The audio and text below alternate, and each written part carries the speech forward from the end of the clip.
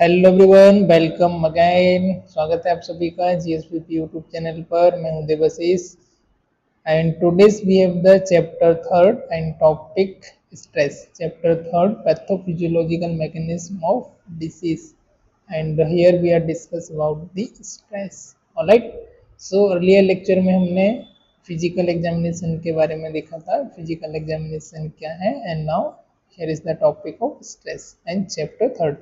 So definition of the stress: according to the Sally, stress is the excessive burning of energy resources. All right, then according to the Harry Gottesfield, it is the defined as interference which disturb the functioning of the organism at any level and produce a situation natural for organism. Okay, so it is defined as the interference which disturb the functioning of organism, right? तो जो भी organism है उनकी functioning को disturb करना, this is the functioning of organism at any level, किसी भी level पर produce a situation natural or organism to avoid. Next, according to Atkinson's, Verney and Woodworth, stress is a state of strain, whether physical or psychological, right? So stress क्या है? Stress is a state of strain, whether ये psychological भी हो सकता है और physical भी आपका हो सकता है. Now stressor. Stressor, what is stressor? Any event or stimulus that cause individual to experience stress is called stressor. Type of stressor: internal stressor, external stressor, developmental stressor. So what is internal stressor? The stressor that originate within the body of an individual is called internal stressor, right? The stressor that originate within the body of an individual, right? जो कि individual की body से inside से originate होते हैं, this is the internal and called the internal stressor, like depression, anxiety, etc. Then second one is the external. The stressor originate outside of the body of an individual, like stressor external means कि जो originate होते हैं आपके outside of the body, like any event, any situation, like that of family member, peer pressure, migration, etc. Third, developmental. These stressor occur at various developmental stages, right? So these stressor occur at various developmental stages. अब ये जो आपका humans being की जो developmental stage होती है is wise, तो ये developmental stage various पर होते हैं, right? Occur at in specific time or period in everyone's life. Then situational stress. These stress are unpredictable and may occur at any time during life, right? So this type of stress is the unpredictable and may occur ये any time of during life आपके कभी भी हो सकते हैं, like marriage, death, birth, illness, natural disaster, calamities, etc. Fifth है आपका physiological. The stressor that affect the functioning of the body: chemical, poison, nutrition and sanity, right? Physiological, ऐसा कोई भी स्ट्रेसर है जो कि आपकी फिजियोलॉजिकल बॉडी को आपका अफेक्ट कर रहा है, लाइक आपका केमिकल्स हो सकता है, पॉइजन हो सकता है, कुछ न्यूट्रिशनल डेफिशिएंसी या एनी अदर जेनेटिक आपको प्रॉब्लम है, राइट? नेक्स्ट आपका psychological. Psychological means these stressors arise from the external stressor, like work environment, social relationship and daily lives. Okay, तो साइकोलॉजिकल जो स्ट्रेसर है वो आपका अराइज होता है फ्रॉम एक्सटर्नल स्ट्रेसर से, लाइक आपका work, environmental, social relationship and daily life से. Stressor associated with the developmental stage. कुछ स्ट्रेसर हैं जो कि डेवलपमेंटल स्टेज पर से एसोसिएटेड है, जैसे कि चाइल्ड. तो चाइल्ड को क्या होता है? बिगनिंग, जब वो स्कूल जाता है, एस्टेब्लिश, उसको पीयर प्रेशर होना, coping with the peer groups. जब वो एडोलसेंस होता है तब चेंजिंग फिजिक्स, जो उसकी फिजिक्स में चेंजेस होते हैं, उसके रिप्रोडक्टिव में, उसके बारे में उसको थोड़ा सा स्ट्रेस होता है, करियर के बारे में, क्या मुझे सेलेक्ट करना है, कौन सा स्ट्रीम लेना है, कौन सा नहीं लेना है, राइट? अचीविंग इंडिपेंडेंस, जो इंडिपेंडेंस उसको अचीविंग करना है कि यार मुझे सेपरेट होना है, कुछ करना है, राइट? मेंटेनेंस सेल्फ स्टीम, खुद की जो ना स्टीम है उसको उसको बना के रखना है। जब वो यंग एडल्ट होता है, जब वो कॉलेज लाइफ में एंटर करता है, तब उसको क्या होता है, जब कॉलेज की वजह से फैमिली सेपरेशन, वो फैमिली से अलग होता है, कुछ उसका स्ट्रेस होता है अबाउट मैरिड के बारे में, राइट। स्टेब्लिशिंग करियर, कौन सा करियर उसे स्टेब्लिश करना है उसके बारे में, रेयरिंग चिल्ड्रन के बारे में, लिविंग होम्स की वजह से आपको हो सकता है। एंड मिडिल एडल्ट जब वो होता है तो चाइल्ड रेयरिंग की वजह से होता है, फिजिकल चेंज की वजह से होता है, dealing with the responsibility like work, घर का भी देखना है उसे, चिल्ड्रन का भी देखना है, एल्डर पेरेंट उनको भी देखना है, एंड सोशल स्टेटस भी मेंटेन करना है, like that. And older adult जब वो होता है तो उससे क्या होता है, फिजिकल डिसेबिलिटीज होती हैं, कुछ हेल्थ एनवायरमेंट प्रॉब्लम होती है उससे रिलेटेड, देन उसकी इनकम है वो भी रिड्यूस हो जाती है, loss of family and friend की वजह से हो सकता है, लॉस ऑफ इंडिपेंडेंसी, उसकी health problem, so many reason की वजह से उसे ओल्डर एडल्ट में भी here are the some reasons, right. Stress cycle जो होता है आपका, इस तरीके से आपका स्ट्रेस साइकिल आपको कैसे जो स्ट्रेस होता है उसके बारे में इसमें बताया गया है। देन नेक्स्ट है wellness cycle. When the people develop a way of coping to deal with the stress is called the wellness cycle. The wellness cycle shows self-management strategies that work together to reduce pain and to make the person healthy. Okay, so wellness cycle क्या है, when the people develop a way to coping, right, जब वो एक रास्ता निकाल लेता है किस तरीके से उसको डील करना है, कैसे उसको जो स्ट्रेस साइकिल उससे बाहर निकलना है, इसी को हम बैलेंस साइकिल बोलते हैं। द बैलेंस साइकिल शो करता है आपका सेल्फ मैनेजमेंट, खुद को अच्छे तरीके से मैनेज करना, एक स्ट्रेटेजी होती है जिसमें हम खुद को मैनेज करते हैं, हम वर्क को टुगेदर करते हैं, और रिड्यूस करना जिसमें हमारे पेन को, और हेल्दी लाइफ स्टाइल हमको मेंटेन करना, right. Make the person healthy, जो कि पर्सन को भी free from pain, free from anxiety, stress से रखती है। अब कुछ फैक्टर होते हैं जो कि हमारे स्ट्रेस एंड इंडिविजुअल को अफेक्ट करते हैं, लाइक आपका psycho social factor, socio cultural factor, और biological factors. So continuing, biological factor like आपका genetic factor, infection, physical handicap, physical deprivation, disruptive emotional process, immune response, environmental response, psychological reaction. So this is the biological factor, all biological factor that lead to the stress, right? Then socio-cultural factor like war and violence, group prejudice, group में भेदभाव होना, prejudice होना, economic and employment problem, technological changes, social change. This is the socio-cultural factor that can lead to stress. Next one है psychosocial factors. Psycho and social both are included there. So first is the stress coping tactics, personality, health habit, attitude to illness, maternal deprivation, pathogenic interpersonal relationship, poor social support. This is the socio psycho factor जो कि हमारे leads करते हैं हमारे stress को, right. So if you have the mild stress like आपका work related any task related, so this is the normal. If in case you have the severe anxiety, severe stress, so this is the problem, right. So mode of stress क्या क्या आपके mode हो सकते हैं, तो stimulation based model, response based model, and third one is the transaction based model. So here is the three models, first है stimulation, second है response, third है transaction.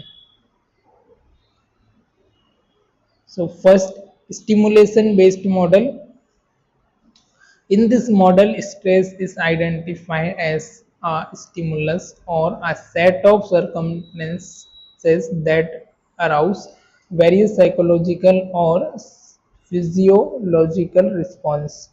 Psychological or physiological response that may enhance individuals' vulnerability to illness, right?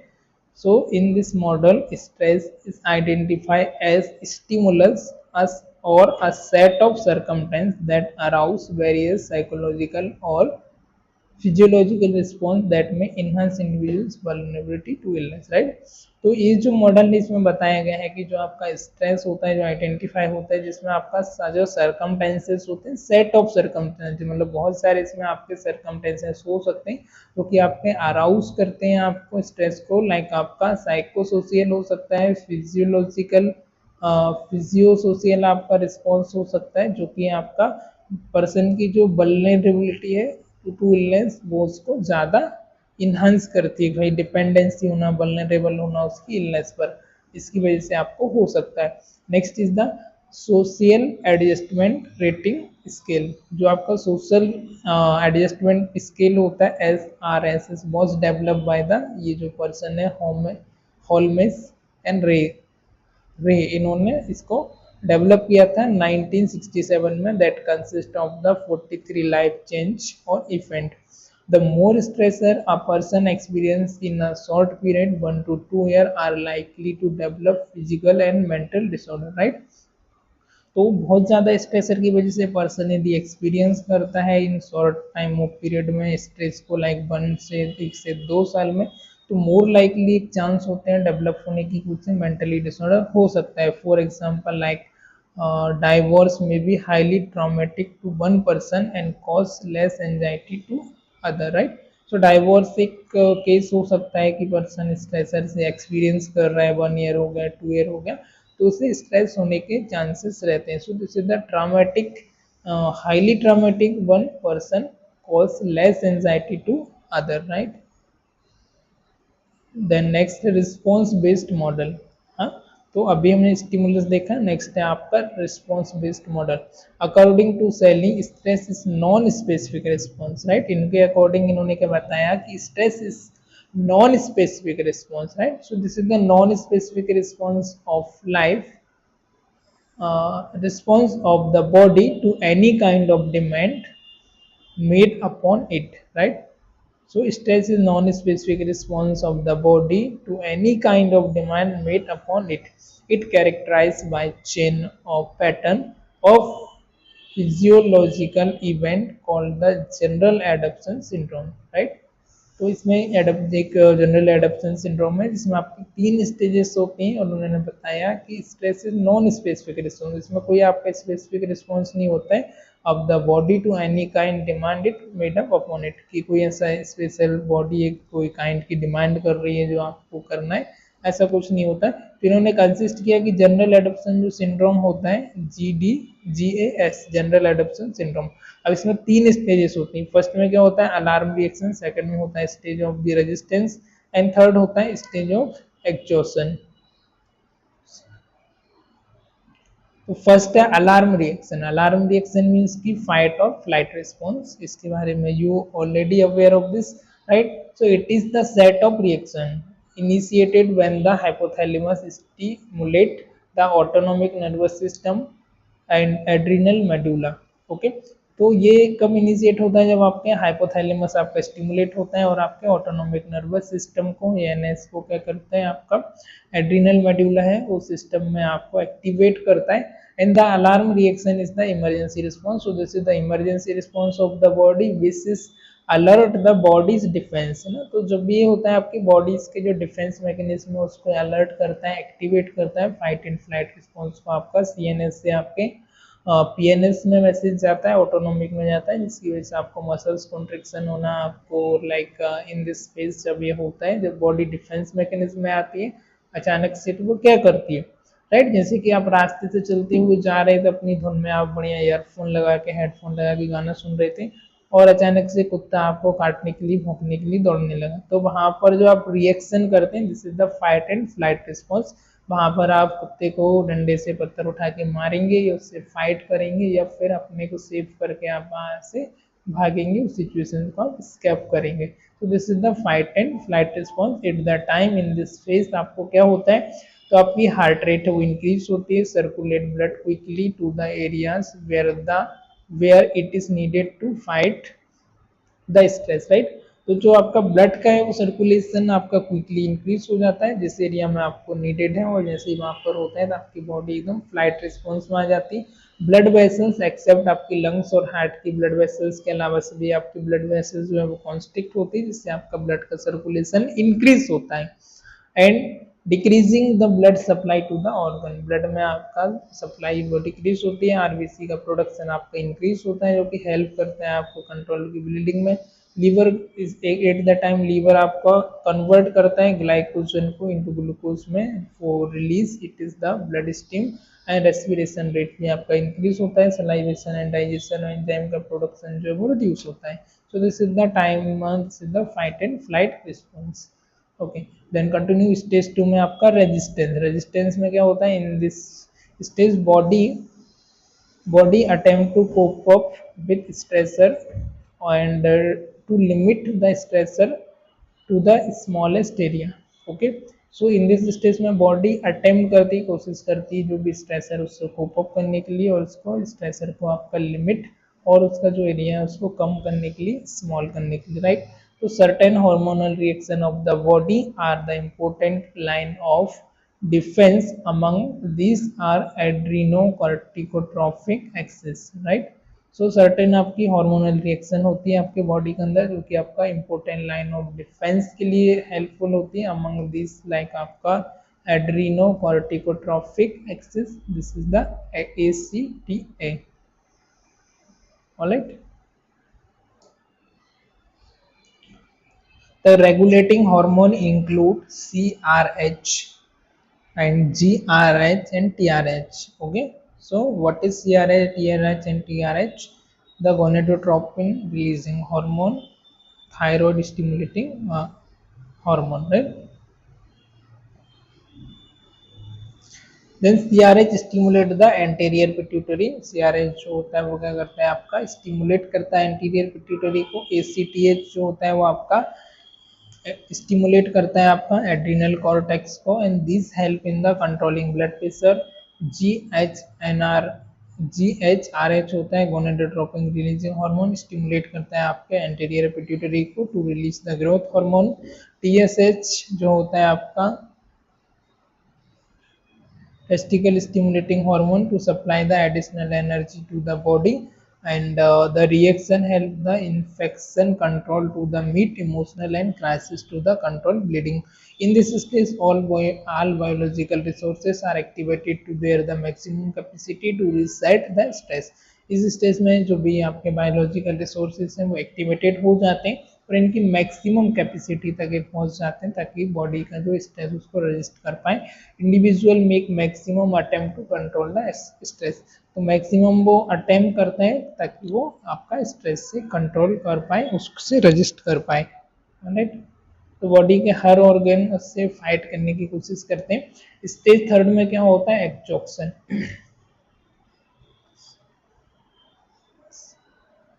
Exhaustion. If stress continue, the resource start to deplete. The person loses its ability to resist stress. This may lead to weakness and death. This stage is called exhaustion, right. तो exhaustion is the third stage. In case stress आपका continue रहता है और जो resources है आपका start करता है आपका deplete the and the person loses ability, वो रजिस्ट करने की जो एबिलिटी है वो लॉस कर देता है. तो इस कंडीशन में क्या होता है, दिस में लीड टू वीकनेस. इसकी वजह से वीकनेस होती है, वीकनेस की वजह से और लेटर डेथ भी हो सकती है. This stage is called exhaustion. For example, a person so his son trapped in a criminal case and was sent to jail. Sorry, एक पर्सन है, a person, सॉरी. सो एक पर्सन है जिसने देखा कि उसका जो बच्चा है वो ट्रैप हो गया, क्रिमिनल ने उसने क्रिमिनल केस में वो पकड़ा गया और वो अभी जेल भेजा जाएगा, है ना. ये जेल भेज दिया गया उसको. तो उसको क्या होगा, उसकी वजह से उसको एक स्ट्रेस आया, वो अपनी बॉडी है उसको स्ट्रेस को कंटिन्यू कर पाई, मतलब उससे फाइट नहीं कर पाई, स्ट्रेस की जो एबिलिटी से रजिस्ट नहीं कर पाई और उसकी वजह से उसे डेथ हो गई, right. So listing listening this news listening this news he ran door to door but all in vain, right. तो इस जैसे उसने ये न्यूज़ सुना तो वो डोर टू डोर दौड़ा but all in vain, but उसको फिर भी उससे कुछ खास कुछ मिला नहीं, right. So activation of the body rises up so much that was unable to sleep for 4 days, right. इसकी वजह से क्या हुआ, उसका एक्टिवेशन ऑफ बॉडी राइजेस, उसकी सो मच जो फंक्शनिंग है वो इंक्रीज हो गई, एक्टिवेशन हो गए, वॉज अनेबल टू स्लीप, इसकी वजह से वो 4 डेज तक सो नहीं पाया। But he continue to make all effort, बस उसकी तरफ से उसने कंटिन्यू ऑल एफर्ट मेक किए, and at last he died because of cardiac arrest, और लास्ट में कार्डियक अरेस्ट की वजह से उसकी डेथ हो गई। Hope you understand. This theory was based on the Lazarus model 1966. He recognized that certain environmental change produce stress in the number of people, right? So this theory, जो ये theory है, ये आपकी डिस्कवर की है, ये based on the Lazarus model पर based है।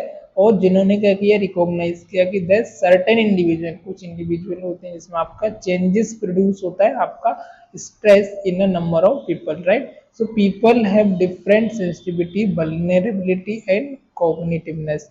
तो जो पर्सन होते हैं उनकी जो सेंसिटिविटी लेवल होता है वो डिफरेंट होता है, वल्नरेबिलिटी डिफरेंट होता है, और कॉग्निटिवनेस भी डिफरेंट डिफरेंट हर एक पर्सन का होता है, अपना अपना condition, right. So example, one person में responded with denied, another with anxiety and still another with depression, right.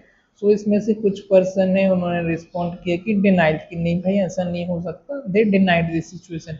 Another is anxiety, दूसरे को थोड़ी सी एंजाइटी हुई, and still another person is depression, और कुछ उसमें से डिप्रेशन में भी चले गए। तो डिफरेंट पर्सन के अकॉर्डिंग डिफरेंट डिफरेंट वहाँ पर उनको रिएक्शन देखने को मिला इस थ्योरी के अकॉर्डिंग। सिम्टम ऑफ स्ट्रेस, जब आपको सिम्टम्स होता है तो क्या होता है, आपका physical symptom, cognitive symptom, emotional symptom and behavioural symptoms. Physical में आपकी बॉडी में जो दिखाई देते हैं, this is the physical symptom. Cognitive आपकी जो थिंकिंग हो गया, मेमोरी हो गया, परसेप्शन, उसमें आपको देखने को मिलते हैं। इमोशनल आपका रिस्पॉन्स, इमोशनली वीक होना, and behavioural symptom. So this is the 4 type of the symptom when have stress, right. Physical symptom like आपका muscle tension, ache and pain, diarrhoea, constipation, indigestion, ulcer, insomnia, fatigue, rapid breathing and pulse rate, nausea, loss of sex drive, frequent cold. So this is the physical symptoms. And cognitive symptom, memory loss, self criticism, poor judgment, negative thought, loss of concentration. This is the cognitive symptom. And third one is the emotional symptom like depression, anger, anxiety, and fear, mood swing, loneliness, short temper. This is the emotional symptoms when you have stress. Next one is the behavioral symptom. Behavioral symptom, overeating, alcoholism, आपका behavior में shift होना, like overeating होना, alcoholism होना, sleeping too much or less, nail biting होना, neglecting responsibility. This is the symptom of stress. Then type of stress, first frustration, conflict and pressure. Frustration, conflict and pressure. Frustration. It can also describe as a mixture of feeling of anger, irritation, depression, as a blockage in the achievement of goal. Okay. सो आपका जो goals है उसको achieve करने में किसी प्रकार का भी आपको ब्लॉकेज आना, तो इसको हम डिस्क्राइब कर सकते हैं mixture of feeling like anger, irritation, depression, और हो सकता है आपका, right. For example a student want to go higher studies but poor financial position does not permit him external blockage, right। एक पर्सन है, एक स्टूडेंट है जो कि हायर एजुकेशन के लिए जाना चाहता है, जो कि अच्छी पढ़ाई करना चाहता है, बट उसको फाइनेंशियल प्रॉब्लम होने की वजह से, फाइनेंशियल पुअर होने की वजह से उसको वो अलाउड नहीं कर रहे हैं, उसको परमिट नहीं कर रहा है। So this is the external blockage. In other case a student wanted to achieve higher grade but lower intelligence serve as blockage, right. In other case में आपका दूसरा स्टूडेंट है जो कि अचीव करना चाहता है हायर ग्रेड्स, अच्छे नंबरों से पास होना चाहता है, बट उसका जो आईक्यू लेवल है, इंटेलिजेंस लेवल है, वो उसको सर्व कर रहा है ऐसे ब्लॉकेज में, लो आईक्यू लेवल होने की वजह से वो अपने गोल्स को अचीव नहीं कर पा रहा है। नेक्स्ट है conflict. Conflict, it is the condition when two or more than two goals come into competition with each other in such way that achievement of those goal is blocked by other goal, this is called conflict. Conflict में क्या है, जब आपके दो to और to more than to आपके goals हैं और आपस में कंपटीशन है और एक गोल्स आपके बीच में आ गया है जो कि आपके अचीवमेंट में क्या कर रहे हैं, ब्लॉकेज लगा रहे हैं आपके गोल्स में बाय अदर गोल, तो इसको हम क्या बोलते हैं, conflict. It has three part, right. तो आपका कोई एक गोल्स है जो आपको अचीव करना है, अब आपके उसमें बीच में आपका दो गोल आ गया, दो से ज़्यादा गोल्स आ गए जो कि एक ब्लॉकेज डाल रहे हैं आपके गोल को अचीवमेंट करने में, दिस इज द कॉन्फ्लिक्ट। अब कॉन्फ्लिक्ट के भी फर्दर थ्री पार्ट है, approach, approach conflict, approach avoidance और avoidance approach, right. So this is the three type. First है अप्रोच अप्रोच। अप्रोच में क्या होता है, it is the condition when two और more than two equally attractive goal come into competition with each other in such manner that only one can be achieved. For example, a student is having final exam and on the same day his brother's marriage, right? Approach में आपके पास दो goals हैं, दो condition है और दोनों ही आपके equally attractive है, इक्वली आपके लिए इम्पोर्टेंट है। और जब आपको उसमें से एक सेलेक्ट करना होता है तब आपको अप्रोच अप्रोच जो कॉन्फ्लिक्ट है वो आपको आता है। जैसे कि एग्जांपल के लिए आपका एग्जाम भी है, फाइनल आपके एग्जाम है, बोर्ड एग्जाम है और उसी समय आपके ब्रदर की मैरिज भी है, राइट, सेम डेट पर। तो आपको मैरिज में जाना है या एग्जाम के लिए जाना है, राइट। तो this is the conflict arise हो गया, आपके दो इक्वली गोल्स हो गए कंपटीशन में, right. Then avoid avoid avoid में क्या होता है आपका, avoidance avoidance it is the condition in which two और more than two equally aversive goal appear in such manner that person want to avoid the pain of both but only one can avoid it. For example, a nurse want to avoid the pain of duty on one side and the termination of job other side, right। अब यहाँ पर दो जो है negative goals हैं और दोनों को हमको अवॉइड करना है, मतलब दो हमारे पास कोई बुरी कंडीशन है और दोनों को अवॉइड करना है। बस उसमें से आपको एक सेलेक्ट करना है। जैसे कोई नर्स है तो नर्स ड्यूटी के पेन को अवॉइड कर सकती है या फिर उसे ड्यूटी छोड़नी पड़ेगी, राइट। तो दो उसके पास ऑप्शन है ना। दो नेगेटिव गोल्स हैं, खराब कंडीशन है, जिसमें से आपको एक छोड़ना है जो कि आपके लिए पेनफुल है, aversion, right. then approach avoidance, sorry, approach avoidance, so it is the most serious type of conflict, right। So this is the most serious type of conflict. It is condition when the goal both attractive and aversive characteristic।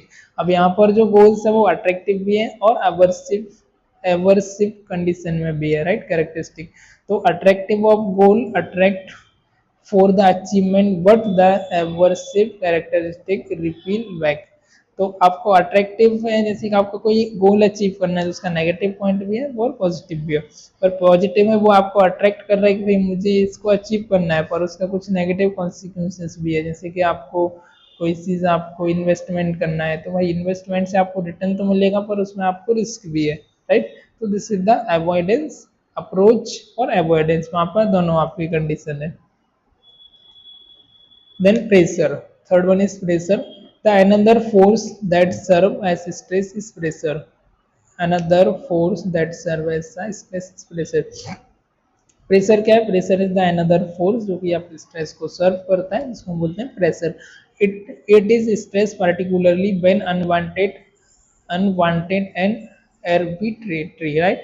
so so it is the stress particularly when, ये जो stress है particularly कब होता है, जब unwanted आपके पास कोई arbitrary कोई चीजें। Example, for example, a student is already working very hard with his best effort but if parent unnecessarily put pressure to work hard then it is serious stress, right। Already कोई student है वो कि already hard work कर रहा है with his best effort, अपने full potential full effort से, पर अननेसेसरी उसको पेरेंट बोल रहे हैं कि भाई पुट प्रेशर, उसको प्रेशर दे रहे हैं कि हार्ड वर्क करो उसका। सो this is the serious stress, right, कि भाई और कितना करे, वो सामने वाला व्यक्ति बोलता है अब कितना करूं, मैं मर जाऊं क्या। तो इस तरीके से कोपिंग विथ स्ट्रेस। अब कोपिंग अप विथ स्ट्रेस कैसे आपको कोप अप करना है, तो coping is defined as assisting an individuals to adapt to perceive stress, change, or threat which interfere with the meeting life demand or rules, right। ऐसे ऐसे कोप up करना है। तो coping define as the assisting an individual to adopt perceive stress. सबसे पहले तो उसको assist करना पड़ेगा अडॉप्ट करने के लिए सिचुएशन को, और जो भी स्ट्रेस है स्ट्रेसर उसको परसीव करना एंड चेंज और threat which is interfere the meeting life. और जो भी वो चाहता है, जो भी उसको थ्रेड्स प्रॉब्लम आ रही है उसको लाइफ को फुलफिल करने के लिए with meeting life and demand and roles के बीच में, तो उसको चेंज करना होगा। इसकी तरीके से उसे कोप अप कर सकता है। Then coping focus on permanent relief from the stress. Coping focus किस पे फोकस करना चाहिए कि परमानेंट रिलीफ हो आपको स्ट्रेस से, इस पर फोकस करना चाहिए। In coping there are the four model of reaction. अब यहाँ पर आपके फोर मॉडल इन रिएक्शन में होते हैं। फर्स्ट होता है अटैक, विड्रॉवल, कंप्रोमाइज और फ्लेक्सिबिलिटी, राइट। जब भी आपको कोप अप करना है तो आपको ये फोर मॉडल पर वर्क करना होता है। फर्स्ट है अटैक, सेकंड है विड्रॉवल, थर्ड है कंप्रोमाइज और थर्ड फोर्थ है फ्लेक्सिबिलिटी। एक एक करके देखते हैं। What is attack? In attack individual plan in different ways to solve the problem which is producing stress, right. अब अटैक में क्या होता है, इंडिविजुअल प्लान करता है कि मुझे इसे किसी और तरीके से किसी और वे से मुझे इसे सॉल्व करना है, विच इज प्रोड्यूसिंग, जो भी एक स्ट्रेस को प्रोड्यूस करती है, right. Individual analyse the situation seriously to identify the obstacles that held him back in achieving the goals, right. So individual क्या करता है, एनालाइज करता है सिचुएशन को seriously to identify the obstacles, किया उसको ऑब्स्टिकल्स आ रहे हैं जो कि उससे हेल्प, जो कि उसको गोल को अचीव करने में पीछे खींच रहे हैं, राइट। तो उसको पहचानना, उसको डिफरेंट वे से अटैक करना। सेकेंड है withdrawal. Withdrawal when the attack strategy fail, then it is better to reserve energy source so that the wastage of energy or depletion of resource may not occur, right।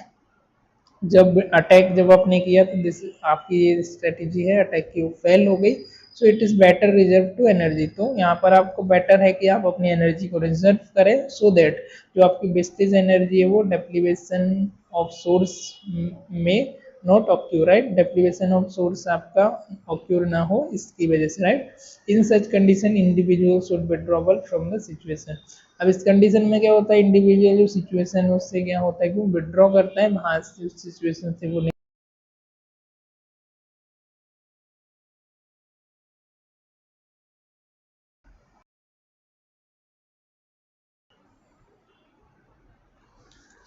सो उस situation से वो just minute, okay right. सो उस situation से वो withdraw करना चाहता है, situation से वो निकलना चाहता है। And withdrawal from the situation will help the person to overcome the stress, ताकि वो स्ट्रेस से कम हो। And withdrawal can be physical और साइकोलॉजिकल। विड्रॉवल है आपका फिजिकल भी हो सकता है, साइकोलॉजिकल भी हो सकता है। In physical withdrawal the person move away from the physically from the situation. अभी सिचुएशन आई है, पर्सन वहां से मूव करना चाहता है, फिजिकली वहां से दूर जाना चाहता है। थर्ड है compromise. It is done with the value or by sub situational of goal or by partial achievement of goals, right। compromise मतलब कि it is done with the value और सब situational, जो उसके values है, सब situational of goal है उसको कम करना, partially achievement करना, राइट। उसमें उसको compromise कर लेना, right. value are the norm which are learned from the society and culture, but most of value develop from the personal experience, right। so जो value है वो कहाँ से learn करता है, जो values are the norm। values क्या आपका norm है जो कि learn करता है पर्सन आपकी सोसाइटी से, कल्चर से। बस मोस्ट ऑफ वैल्यू जो डेवलप होती है पर्सनल एक्सपीरियंस से होती है कि भाई उसे कोई गोल्स अचीव करना है, कोई उसका जैसे हायर एजुकेशन के लिए हमने देखा कि पर्सन को जाना है, बस उसे फाइनेंशियल प्रॉब्लम, राइट। तो इसका ब्लॉकेज आ गया, तो उसे कंप्रोमाइज करके हायर एजुकेशन की वजह वो थोड़ा सा, जैसे उसको भाई एमबीबीएस करना था पर उसे फाइनेंशियल प्रॉब्लम है, तो वो एमबीबीएस नहीं करके वो बीएससी नर्सिंग कर सकता है, बीएचएमएस कर सकता है, या फिर वो भी पॉसिबल नहीं हो रहा है तो वो जीएनएम कोर्स के लिए जा सकता है। और उसका आईक्यू अच्छा था, इंटेलिजेंस अच्छा था, सब कुछ ग्रेड्स अच्छे थे, करना उसे एमबीबीएस था और फाइनेंशियली उसे ब्लॉकेज आ गया। सो दिस इज द, जिसकी वजह से उसे स्ट्रेस हो सकता है, right. Then the purpose of this values is evaluated various event and behaviour. तो पर्पस ऑफ दिस वैल्यूज को इवेल्युएट करता है वेरियस इवेंट एंड बिहेवियर की वजह से, जैसे मैंने आपको जो समझाया। Then fourth, the flexibility in coping reaction gives special advantage over defense mechanism, right? तो flexibility क्या है? In flexibility coping reaction give special advantages of over defense mechanism. So an individual can change his reaction at any moment on the failure of one kind of reaction. An individual can change his reaction at any moment on the failure of one kind of reaction, right? तो any जो person है, an individual है वो अपना reaction को change कर सकता है at any moment on the failure and one kind of reaction को वो चेंज कर सकता है. It is it it it is this flexibility of coping strategy which help the individual to shift from one strategy to another to changing condition, right? So ये जो strategy है person को help करती है flexibility के लिए कि वो one strategy से shift करके कोई another strategy को change करे, उसकी condition को change कर सकता है. So this is the flexibility. Thus it restore the energy resource to work under other emergency condition. इसकी वजह से उसको जो इमरजेंसी रिसोर्स है और जो अनदर कंडीशन में वर्क करना चाह रहा है तो वो कर सकता है. And there is the very interesting quotation quotation that what affair to be an end, right? So एक बढ़िया सा कोटेशन है जो क्या होता है आपका what appear to be an end, it can be a new beginning, right? जब हमको लगता है कि सब कुछ खत्म हो गया, वहां से हमारी एक नई शुरुआत होती है, इसमें ये बताया जा रहा है, right? So when the river and it appear everything is finished. जब हमको लगता है कि जो रिवर एंड हो गई है और जब रिवर एंड होती है तो everything is finished. However however where the river and sea start, और जैसे ही नदी खत्म होती है तो क्या होता है? समुद्र की शुरुआत होती है. मतलब एक बताया जा रहा है कि जब भी आपको लगता है कि सब कुछ खत्म होगा, वहीं से आपको सब कुछ स्टार्टिंग होती थी. इस तरीके का आप अपने आप को थॉट दे करके अपना जो फ्लेक्सिबिलिटी है, आपका स्ट्रेस है, उसे आप कम कर सकते हैं, right? And so this is the nice thought, I loving it. So management of the stress, right? Management of stress है first आपका problem solving prevent the recurrence of the stressful experience. Proper time management is the balance between the difficult and pleasurable experience. Relaxation technique, exercise, leisure, and nutritional awareness all play a part improving your physical, behavioral, and emotional response to stress. By increasing physical resistance to stress and learning how to relax yourself, you can reduce your vulnerability to stress. Even developing a network of social support and adopting good self-care habits serve as the buffers against the inevitable stressor to the daily living. Okay, so this is the management of stressful from stress.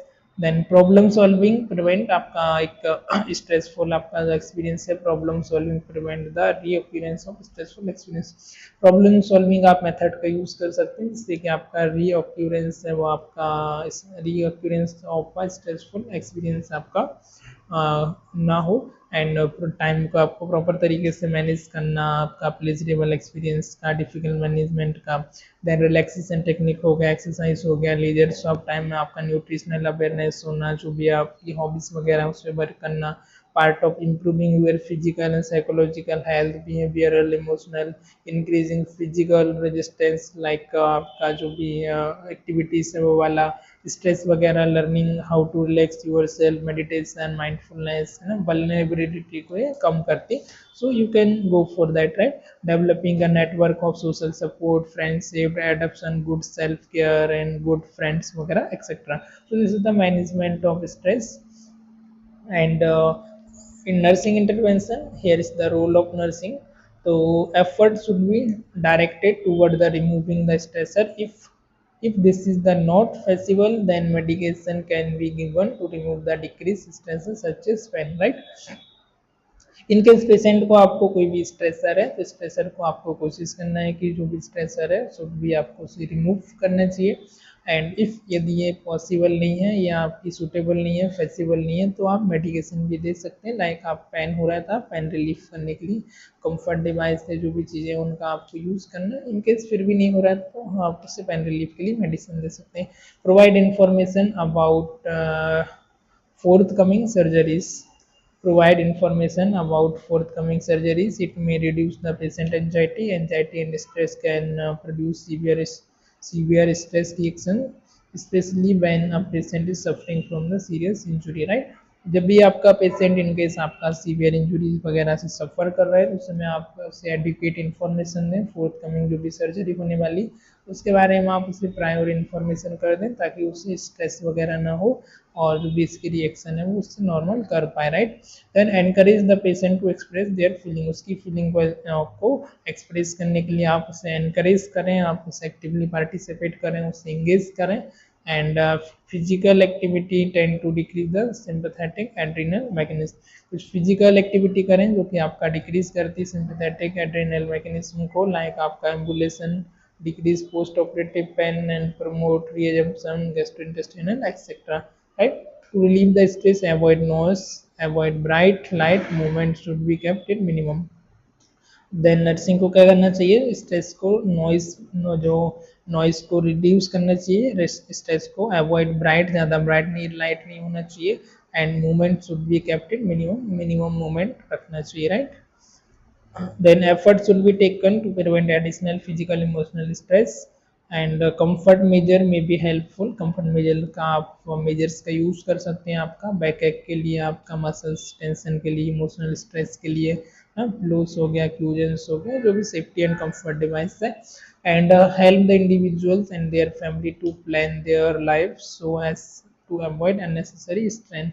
Right, उसकी family को, client को help करना उनको plan करने में, ताकि वो avoid करें अननेसेसरी जो भी स्ट्रेस है। Right, so here is the 7 steps ideas to be healthy. Right, तो first is the having a purpose in life. Right, तो आपकी लाइफ में आपका पर्पस होना चाहिए, विजन होना चाहिए, what is the meaning why I am exist here, तो purpose of your existential. The maintaining positive attitude, आपका लाइफ के प्रति, एवरी वर्क के प्रति आपका एटीट्यूड हो पॉजिटिव होना चाहिए। यूजिंग वंस ओन एबिलिटी, अपनी जो खुद की एबिलिटी है उसका आपको यूज करना आना चाहिए। Right, having the will to be whole and healthy, आपकी एक इच्छा, एक विलिंग होनी चाहिए कि I am the healthy, I want to healthy life, I am living healthy life. Being adaptable, आपको फ्लेक्सिबल होना चाहिए, एडेप्टेबल होना चाहिए। Cooperative with the other people के साथ आपको कोऑपरेटिव होना चाहिए, आपका जो वर्क है रेजिलेंस, फ्लेक्सिबल होना चाहिए। Accepting responsibility for one's thought and action, जो भी आपका रिस्पॉन्सिबिलिटी है आपको एक्सेप्ट करना चाहिए फॉर अपने जो थॉट है और आपका जो एक्शन है उससे related. Accepting responsibility for one's thought and action, जो भी आपके थॉट और एक्शन है उससे आप जो भी एक्शन ले रहे हैं, जो भी रिस्पॉन्सिबिलिटी ले रहे हैं वो आपको एक्सेप्ट करना चाहिए। Right, so it's all about from the my side, from my side. If you have any question, any doubt regarding this topic, you may ask. Right, I hope you enjoying this lecture. So here we can see the stress, what is the stress and how to avoid the stress, type of stress, mechanism of stress, right, type of stressor. All right, so thank you for watching this. Thank you, bye bye.